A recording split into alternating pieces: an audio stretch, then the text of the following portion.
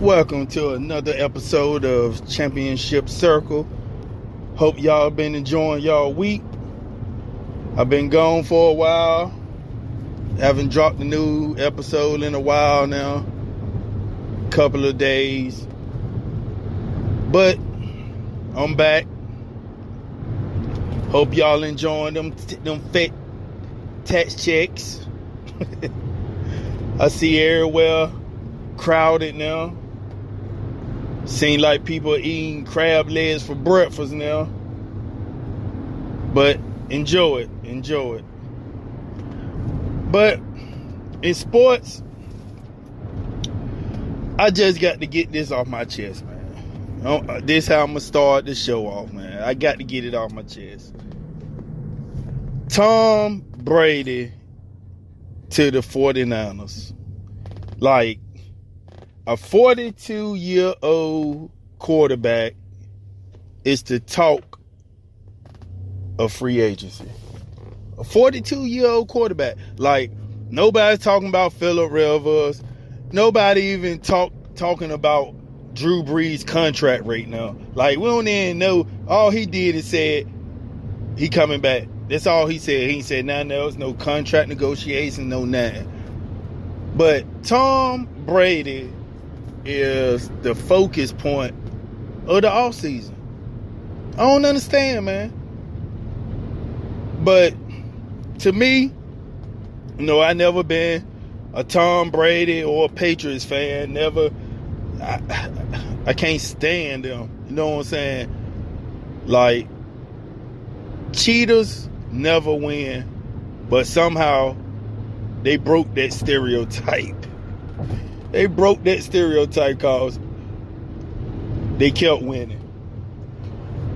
But on the Brady subject, I keep seeing now that Brady is linked to the 49ers. My boys do not need Tom Brady. No, we don't need Tom Brady. Jimmy Garoppolo played a full year with us, and we went to the Super Bowl and lost by some costly mistakes and some costly calls. So why would we get rid of our young quarterback that we just paid for a 42-year-old quarterback, which we don't even know if he can go to any system and play? Because Tom Brady has always been considered a system quarterback. That's what he always been considered. So just sticking him on any team and saying, oh yeah, y'all Super Bowl contenders, I don't see that. I know Tennessee Titans been attached to his name, but this might sound crazy, man, but I wouldn't even give up Ryan Tannehill for Tom Brady right now. Like, Tom Brady to me is just a household name right now. He's just a household name. Maybe he can come in and manage your offense, but you don't want to give up a quarterback that's already settled in your offense for Tom Brady. Now, they talk about the Las Vegas Raiders talking about trading Derek Carr or releasing him. But the thing about that is, why? Like, I mean, if you release Derek Carr or trade him or whatever Las Vegas Raiders thinking about, Derek Carr giving you the stats that a quarterback should give you with basically less weapons. They supposed to have Antonio Brown, but we all know the Antonio Brown situation. CTE. went crazy. Something wrong with him. But we all know the situation with him and the Raiders. But Derek Carr is a decent quarterback. I'm not understanding these owners, man.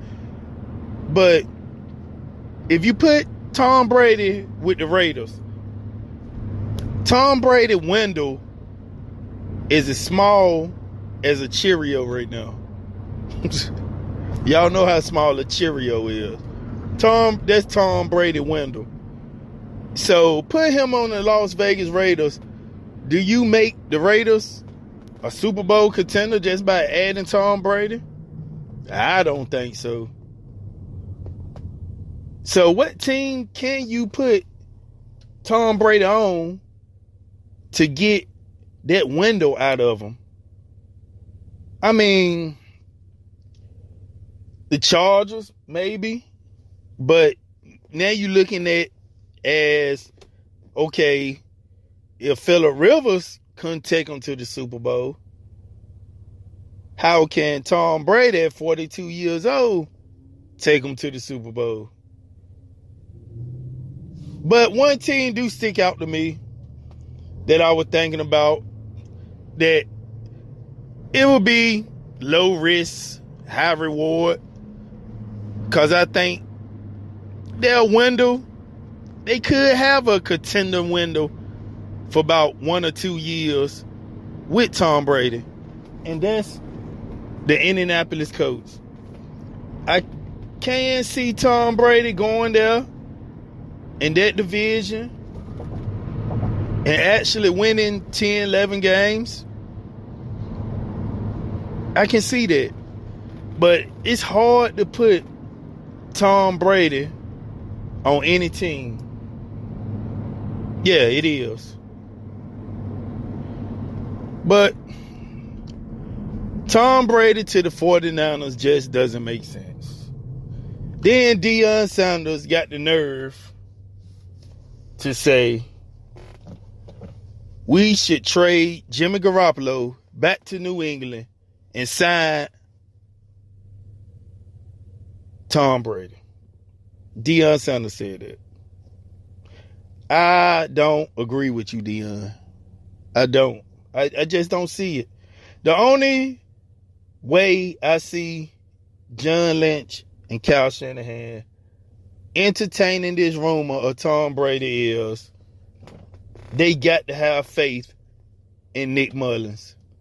That's the only way. They got to have faith in our backup quarterback, Nick Mullins, which Shanahan did say last training camp when they were competing that he didn't see a difference between Nick Mullins, Jimmy Garoppolo, and C.J. Beathard. He said he didn't see a big difference between them three quarterbacks. That's why all three of them stayed on the roster. We carried 3 quarterbacks all year. So now if Kyle Shanahan think that Nick Mullins can be our future after Tom Brady, that's the only way I see us getting Tom Brady.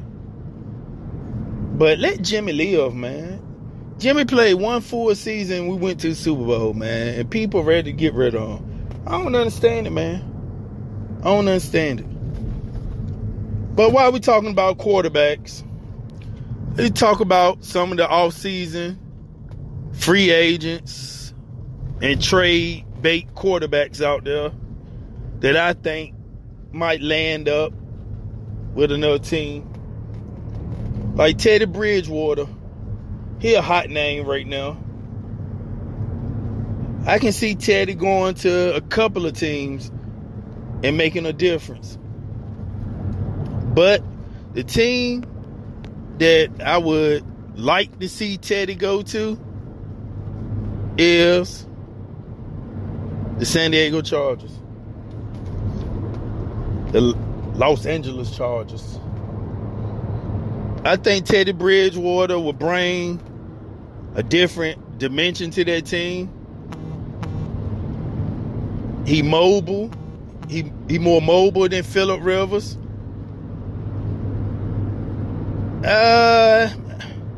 Phillip Rivers was a turnover king. So I'm going to give a little bit more accuracy to Teddy Bridgewater. But Teddy don't force a lot of throws downfield like Phillip Rivers will. Then you got, if they sign, I think they will sign Melvin Gordon back, Eckler in the backfield. So you got a backfield, got a decent offensive line. Defense good. Darwin James coming back healthy. I mean, Teddy Bridgewater to the Chargers just sound like a good fit. Just sound like a good fit to me. Then you got Ryan Tannehill. Titans, pay that man. Pay that man. I mean, look what he did in the playoffs. Look what he did with the playoffs. Get Derrick Henry back there. Go and pay him. Spend some money. And try to do it all over again. They in a division where they can go back and repeat as champions, division champs. So yeah, go on, keep Tannehill, Titans. Go on and do it again. I think the Patriots kind of wounded right now, so it's time for them AFC teams to step up. Time for them to step up. Cam, a lot of talk about Cam Newton getting traded, but then the coach, Matt Rule, came and said that they were going forward with Cam as a starter. But we heard that a lot before the free agency and before the draft. We heard that a lot. Oh, this our man. We can keep him. Da-da-da-da-da-da. They said that about Odell. Odell, don't believe everything you hear. Odell ain't going nowhere. Next thing you know, Odell traded to the Cleveland Browns. So we're going to have to see with Cam. See what that bring about. But if Cam was to get traded, I think the perfect spot for Cam would be, this might sound crazy, but to stay in the division. I know they ain't gonna they wouldn't trade him to a divisional team. But the Tampa Bay Buccaneers with Cam Newton, man, they might can win that division. They might can win that division. But I know they wouldn't trade him to a divisional team. So if they want to trade him out of the division, I'd say the Chicago Bears. Chicago Bears look like it'll fit Cam perfect. Already got the same type scheme, offensive scheme. Push Mitch Trubisky. Wouldn't take much. Push him out the way. Cam Newton, Chicago Bears seem like a perfect fit, man. Defense, hold Cam down there in Chicago. Just seemed like a perfect fit. But I said about 3 weeks ago that Andy Dalton looked like he could play for the Patriots. Now, I think ESPN got my phone tapped or something, got my conversations tapped, cause like everything I talk about the next day or the next week, here come ESPN reporting or Bleacher Report reporting it. Now they talking about Patriots looking to trade for Andy Dalton. Andy Dalton, I don't think is a bad quarterback. Nah, I don't. I think Andy Dalton one of them quarterbacks that he just need a change of scenery.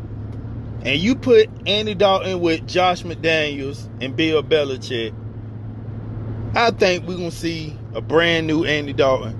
I think he'll still keep the Patriots in contention. I really do. But I'm ready, man. I'm ready for free agency in the next couple weeks. The draft coming up. See a lot of mock drafts. Got the 49ers taking a safety, Grant Delpit from LSU. I'll take him. I'll take him if he fall down that far, the 31st pick. Yeah, that's a steal for us. But we'll see how it play out. And after this break, I'll be back to talk more sports.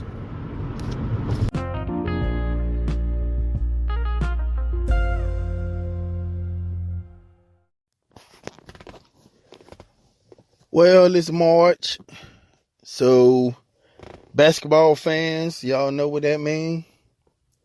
NCAA March Madness. Time for the brackets. Time for the bracket busters. Time for the tournament. For the last about 2 weeks in college basketball, seemed like a whole lot of upsets been going on. The rankings seem like it changed every 2 days. Somebody getting upset. Duke, they be losing. Kentucky, I think Kentucky just lost. Last night, they got upset by Tennessee. Maryland, they got upset. It's just a whole lot of upsets, man. But that's what I like about college basketball. My Tar Heels ain't really doing much right now. But I can see them doing something in the ACC tournament. I ain't gonna knock them out right now, but I know it's a long shot for us making the big tournament, NCAA tournament. But we're gonna have to beat Duke Saturday, and we're gonna have to make this ACC tournament count. We're gonna have to win it. Maybe if we make it to the championship game, they might have a little leniency on us because our name. But I was thinking today, do I even want to see my Tar Heels in the tournament? And yeah, I do.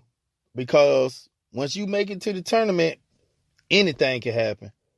And if you follow college basketball, you know that March Madness in the tournament, you can get one of them small schools to come out and beat one of the number 1 seeds. That's why when they got these, brackets going out, win $1 million, man, ain't nobody gonna ever get a perfect bracket. Ever. I'm gonna say it's impossible.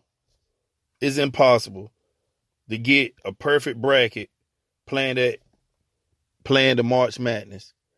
But we got some good teams that I think gonna put up a fight in the tournament. Right now, I got to say Kansas is my favorite to win. Kansas will probably be my favorite to win the whole thing. But I do got, I'm going to say some sleepers. Some of my sleepers, I'll probably say Louisville. That's probably one of my sleepers, I think, are sneaking at least the Elite Eight. I'm going to give Louisville sneaking in at least the Elite Eight. San Diego State, a lot of people ain't paid them no mind. Like, I seen one of their games last week, and they actually good. Like, San Diego State actually good. Their record 28-1. They ain't lost but one game. I mean, they ranked number 5 right now. They got some good players, man. I think they got a lot of vet players. I think they might make some noise in the tournament. Then you got teams like Seton Hall. They might make some noise. They up and down this year. They ranked number 8. They might sneak on in there. But it's one team that ain't nobody talking about, but they actually balling on the low. And this Iowa. Iowa one of them teams that could make it deep in the tournament. They got 3-point shooters. They got big men inside. They got experience. I think they got a couple juniors and seniors. Iowa will be the team to watch out for. Remember I said that. Watch out for Iowa. But I'm just ready for everything to kick off, man. Like, ain't nothing like March Madness, man. Ain't nothing like it, man. It's like all day long basketball, watching the upsets, the Cinderella teams. It ain't nothing like March Madness, man.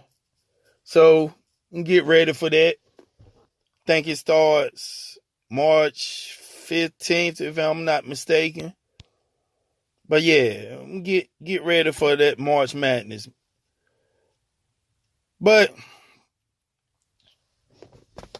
in the NBA, I know we talk about LeBron, Kawhi,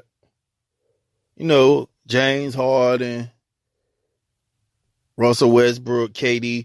Like, we talk about the superstars all the time. But I think right now, the young boys are taking over the NBA. I mean, the young boys, I'm going to say like, some of them don't even be 25 yet. 25 and down. They taking over, man. They making the league fun to watch. They selling tickets. They making it competitive. Cause I think the NBA gonna be in good hands, man, with Zion, Ja Morant, Trae Young, Luka Doncic. Like, I think the NBA is in good hands, man. It's in good hands. And I can see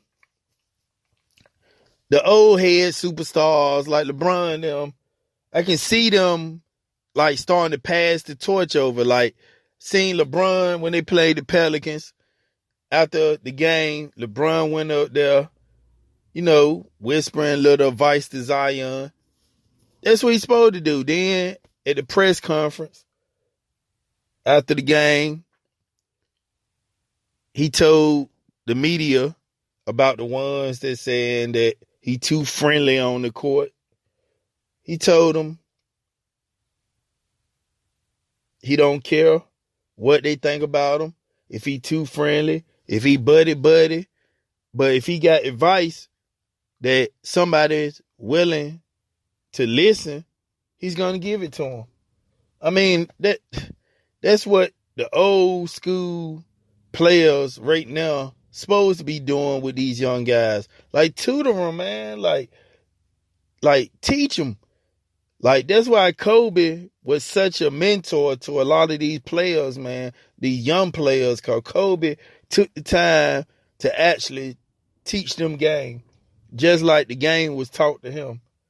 So, yeah, I think the NBA going to be in good hands once, LeBron leave and, the guys on their way out, man. They pushing the new guys to do better. Like, I'm going to go and tell you, I didn't think I'd never see, like, not this quick, anybody come in the league and shoot like Steph Curry shoot. Like, I thought Steph Curry going to be like an original. Like, this guy comes, soon he get past half court, let it go. Bam, wet. Thought I'd never see that. But here comes Trae Young, following right behind his footsteps. Trae Young got the green light. They let it go. And he can knock him down just like Steph Curry. Like, I'd love to see a 3-point shootout between Trae Young and Steph Curry. Just them two. Let them go at it. But yeah, like I said, Zion and LeBron, you can see the similarities in them, man. You can see the similarities. Like Luka got like original type game. Like he got a slow moving game, but it's effective. It's effective. Like Luka, superstar already, just turned 21 years old.